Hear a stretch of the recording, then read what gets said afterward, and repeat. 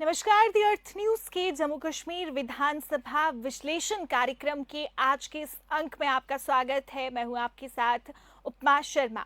इस कार्यक्रम में बात करते हैं चुनावी सरगर्मियों की और आप तक लेकर आते हैं दिन भर क्या कुछ गतिविधि चुनाव से जुड़ी हुई जम्मू कश्मीर में हुई, ये सब कुछ आपके समक्ष इस समय रखते हैं। तो चलिए शुरुआत करते हैं आज के इस अंक की और बात करते हैं इस समय सामने आ रही बड़ी खबर की। इस समय एक बड़ी खबर सामने आ रही है चुनाव से जुड़ी हुई कि कांग्रेस ने अपने 6 प्रत्याशियों के नाम की घोषणा कर दी है। आपको बता दें कि कांग्रेस की सीसी की आज बैठक थी। ये बैठक 4 घंटे चली और 4 घंटे के बाद जब बैठक संपन्न हुई तो कांग्रेस के प्रदेश अध्यक्ष तारिक हमीद कारा पत्रकारों के समक्ष आए और उन्होंने कहा कि 23 नाम कांग्रेस द्वारा फाइनलाइज किए गए हैं उम्मीदवारों के और धीरे धीरे करके इन नामों की घोषणा की जाएगी और इन नामों में से 6 नाम इस समय सार्वजनिक किए गए हैं। 6 नामों की लिस्ट इस समय कांग्रेस द्वारा जारी की गई है। लोगों को काफी इंतजार था कि कांग्रेस किन प्रत्याशियों पर अपना दाव लगाएगी और आखिरकार ये 6 नाम इस समय अभी सामने आए हैं। आपको बता दें कि इनमें तारिक हमीद कारा सेंट्रल शेल्टांग से कांग्रेस के उम्मीदवार होंगे, मुमताज खान रियासी से कांग्रेस के उम्मीदवार होंगे, वहीं भूपिंदर जम्वाल श्री माता वैष्णो देवी विधानसभा क्षेत्र से कांग्रेस के प्रत्याशी होंगे। इसके साथ साथ इफ्तिकार अहमद राजौरी से कांग्रेस के प्रत्याशी होंगे। इसके अलावा शबीर अहमद खान थाना मंडी से कांग्रेस के प्रत्याशी होंगे और वहीं सुरनकोट पर कांग्रेस मोहम्मद शाहनवाज चौधरी पर अपना दाव खेल रही है। और कुल मिलाकर 23 जो कैंडिडेट्स हैं उनके नाम फाइनलाइज किए गए हैं, जिसमें से ये अभी पहली लिस्ट आई है और बाकी नामों की घोषणा अभी होनी है। आपको बता दूं कि 4 घंटे तक ये बैठक चली और उसके बाद इन नामों को फाइनलाइज किया गया। तो जिस प्रकार इस समय चुनावी सरगर्मियां चल रही हैं, चुनावी सरगर्मियां जिस तरीके से बढ़ती नजर आ रही हैं, वैसे ही बयानबाजी का सिलसिला भी लगातार जारी है। इस समय नेता बयानबाजी करते हुए नजर आ रहे हैं और ऐसे में एनसी के उपाध्यक्ष और जम्मू कश्मीर के पूर्व मुख्यमंत्री उमर अब्दुल्ला का एक बड़ा बयान सामने आया है, जिसमें उमर अब्दुल्ला ने कहा है कि अलगाववादियों की आइडियोलॉजी अब बदल रही है, अलगाववादियों की जो सोच है वो समय के साथ बदल रही है। उमर अब्दुल्ला ने कहा कि आइडियोलॉजी कभी भी सेम नहीं रहती, समय के साथ साथ आइडियोलॉजी बदलती रहती है और इसी का उदाहरण अलगाववादी नेता हैं जो एक समय पर चुनाव का बहिष्कार करते थे और लोगों से भी अनुरोध करते थे कि वो चुनाव का बहिष्कार करें, चुनावी प्रक्रिया में भागीदारी ना दिखाएं, लेकिन अब वही नेता चुनावी प्रक्रिया में भाग लेते नजर आ रहे हैं, जिसमें कई सारे अलगाववादी नेता हैं जो कई पॉलिटिकल पार्टीज ज्वाइन कर रहे हैं और चुनाव लड़ने की मंशा भी रखते हैं।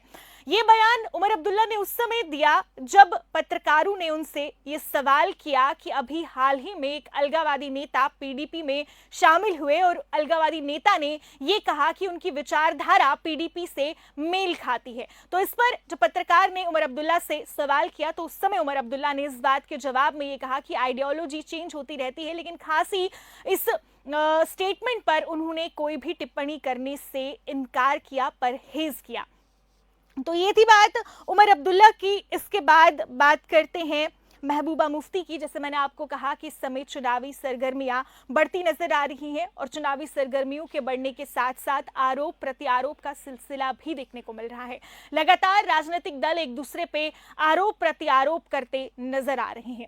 खासतौर से एनसी और पीडीपी में इस समय कोल्ड वॉर देखने को मिल रही है। हालांकि नेशनल लेवल पे ये दोनों ही राजनीतिक दल इंडिया अलायंस का हिस्सा हैं, लेकिन जम्मू कश्मीर में जब से विधानसभा चुनाव का ऐलान हुआ है तब से लगातार कोल्ड वॉर एनसी और पीडीपी के बीच में देखने को मिल रही है। आज महबूबा मुफ्ती ने एनसी और कांग्रेस अलायंस पर निशाना साधा। जब से एनसी और कांग्रेस के बीच में अलायंस हुआ है तब से लगातार ये चर्चा का विषय बना हुआ है और इस पर आए दिन कई नेता निशाना साधते हुए इस पर टिप्पणी करते हुए नजर आते हैं। और खासतौर से महबूबा मुफ्ती की बात यहां पर अगर करूं तो महबूबा मुफ्ती जब से गठबंधन हुआ है लगातार इस गठबंधन पर सवाल उठाती नजर आती हैं और ये कहती नजर आती हैं कि गठबंधन पावर के लिए हुआ है, कुर्सी की लालच में इस गठबंधन को किया गया है। महबूबा मुफ्ती ने कहा कि पीडीपी ने बीजेपी के साथ जब गठबंधन किया था 2014 में, तो वो गठबंधन एक एजेंडे के लिए हुआ था और पीडीपी हमेशा से एक एजेंडा के लिए काम कर रही है, ना कि पावर के लिए। और उसी एजेंडा के तहत वो गठबंधन भी हुआ था और वो गठबंधन बहुत सारी टर्म्स एंड कंडीशंस पर हुआ था।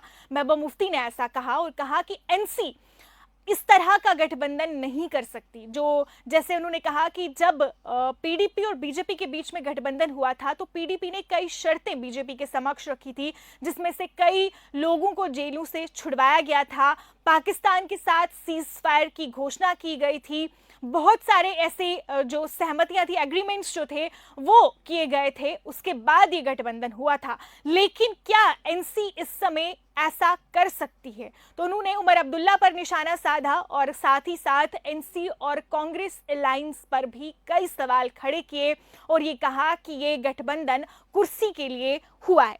तो ये बात थी एनसी और पीडीपी की, जहां पर कोल्ड वॉर लगातार जारी है। अब बात करते हैं इसके बाद बीजेपी की। बीजेपी इस समय जिस तरह से बीजेपी में सीट शेयरिंग को लेकर बवाल लगातार जारी है, ये बवाल थमने का नाम नहीं ले रहा। कई नेता बीजेपी को छोड़ चुके हैं और बीजेपी में जो अंतर कलह है वो काफी ज्यादा इस समय देखने को मिल रही है। इस बीच इंतजार ये है कि बीजेपी ने जिन सीटों पर प्रत्याशियों की घोषणा नहीं की, उन प्रत्याशियों की घोषणा कब की जाएगी। तो इसको लेकर एक खबर सामने आ रही है कि इन नामों पर मंथन इस समय चल रहा है और इसमें एक नाम है रविंदर रैना, जो कि भाजपा के प्रदेश अध्यक्ष हैं। और ऐसा हमारे सूत्रों से हमें खबर मिली है कि रविंदर रैना को भाजपा द्वारा नौशेरा का प्रत्याशी फाइनलाइज किया गया है। और वहीं रविंदर रैना के साथ साथ विबोध गुप्ता, जो कि पूर्व एमएलसी रह चुके हैं, उन्हें राजौरी से अपना प्रत्याशी घोषित ऑलमोस्ट कर दिया है। हालांकि इस पे मोहर नहीं लगी है अभी, लेकिन एक बैठक हुई है जम्मू में और सभी ने इन दो नामों पर सहमति जताई है और उसके बाद ये प्रपोजल दिल्ली गया है और जल्द ही इस पर मोहर भी लगेगी। ऑलमोस्ट ये फाइनल है कि नौशेरा से रविंदर रैना प्रत्याशी होंगे भाजपा के और राजौरी से विबोध गुप्ता प्रत्याशी होंगे भाजपा के। काफी समय से कई कयास इसको लेकर लगाए जा रहे थे। खासतौर से रविंदर रैना की अगर बात करें तो रविंदर रैना को लेकर काफी कयास लगाए जा रहे थे और ऐसा कहा जा रहा था कि वो शायद जम्मू से चुनाव लड़ेंगे, या फिर बीच में एक अफवाह ये भी चल रही थी कि शायद रविंदर रैना को टिकट ही ना दी जाए। लेकिन अब इन सभी अफवाहों पर जल्द ही विराम लगने वाला है, क्योंकि रविंदर रैना का नाम ऑलमोस्ट नौशेरा सीट के लिए फाइनल हो गया है। हालांकि वहां पर भी मुकाबला कड़ा होने वाला है, क्योंकि उनके अपोजिट में सुरेंद्र चौधरी चुनाव लड़ने वाले हैं और सुरेंद्र चौधरी का भी काफी वर्चस्व उस क्षेत्र में है। तो ये मुकाबला काफी दिलचस्प रहने वाला है। और इसके अलावा बात करते हैं भाजपा की बाहू सीट की, तो भाजपा द्वारा बाहू सीट के लिए भी अभी कोई नाम फाइनलाइज नहीं किया गया है। पहले ये कहा जा रहा था कि कविंदर गुप्ता का नाम वहां पर फाइनल हो सकता है, लेकिन अब ये खबर चल रही है कि वहां पर भी कविंदर गुप्ता और विक्रम रंधावा के बीच में मंथन चल रहा है। दोनों में से किसी एक को भाजपा टिकट देगी। देखने वाली बात होगी कि किसको वहां पर टिकट दी जाती है, क्योंकि कविंदर गुप्ता जम्मू कश्मीर के पूर्व उप मुख्यमंत्री रहे हैं, वहीं विक्रम रंधावा पूर्व एमएलसी रहे हैं। दोनों ही स्ट्रॉन्ग कंटेस्टेंट्स हैं, तो काफी विचार विमर्श के बाद ही ये फैसला लिया जाएगा।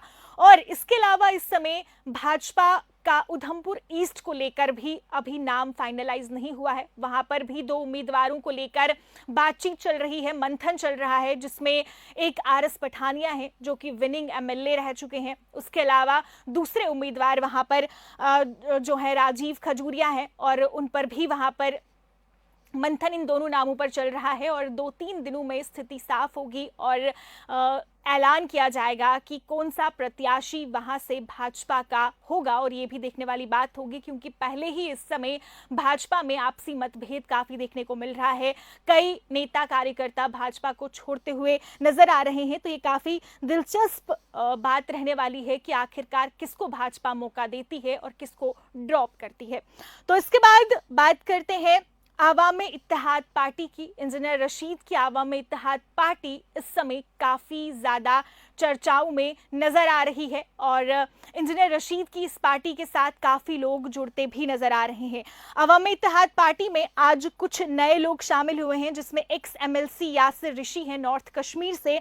इसके अलावा एक बिजनेसमैन है राजा अशरफ, वो भी अवामी इत्तेहाद पार्टी में शामिल हुए और कई ऐसे दिग्गज लोग हैं जिन्होंने आज अवामी इत्तेहाद पार्टी का दामन थामा और लोगों में काफी फेमस अवामी इत्तेहाद पार्टी हो रही है जब से इंजीनियर रशीद जीतकर सांसद बने हैं। और वहीं अवामी इत्तेहाद पार्टी ने अपने 5 सीट से उम्मीदवारों के नामों की घोषणा भी की है, वो भी आपको बताती हूँ। अवामी इत्तेहाद पार्टी ने अशरफ अली को कंगन से अपना उम्मीदवार चुना है, शेख आशिक को गांदरबल से उम्मीदवार चुना है, मोहम्मद मकबूल बेग को हजरत बल से अपना उम्मीदवार चुना है और इश्तियाक कादरी को हब्बा कदल से और एडवोकेट जावेद हुब्बी को चरार शरीफ से अपना उम्मीदवार घोषित किया है। और अब देखना ये होगा कि वहां पर किस तरह का इम्पैक्ट इन सारे कंटेस्टेंट्स का रहता है। इसके अलावा जिस तरह से इस समय सेकंड फेज को लेकर नॉमिनेशन फाइल करने की प्रक्रिया चल रही है, तो आज कुछ नेताओं ने नॉमिनेशन फाइल किया। आपको जल्दी जल्दी बता दूं कि कौन वो नेता थे जिन्होंने अपने नॉमिनेशन फाइल किए।